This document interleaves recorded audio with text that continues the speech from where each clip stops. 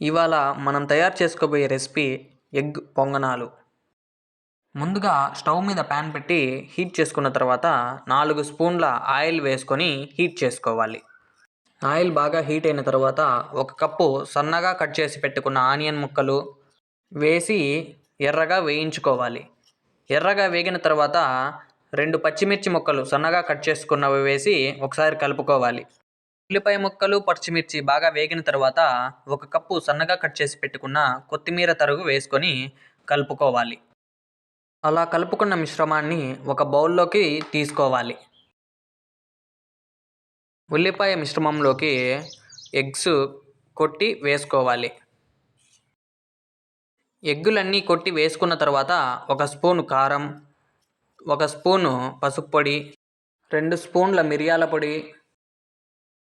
1 spoon garam masala, రుచికి సరిపడా ఉప్పు వేసుకొని ఒకసారి అంతా కలిసేలా కలుపుకోవాలి. తర్వాత స్టవ్ మీద పొంగనాల ప్యాన్ పెట్టి ఆయిల్ పోసుకోవాలి. ఆయిల్ బాగా హీట్ అయిన తర్వాత ఎగ్ మిశ్రమాన్ని వేసి 2 పక్కల బాగా కాలిన తర్వాత సర్వింగ్ బౌల్లోకి తీసుకొని సర్వ్ చేసుకుంటే మనం తయారు చేసుకున్న ఎగ్ పొంగనాలు రెడీ.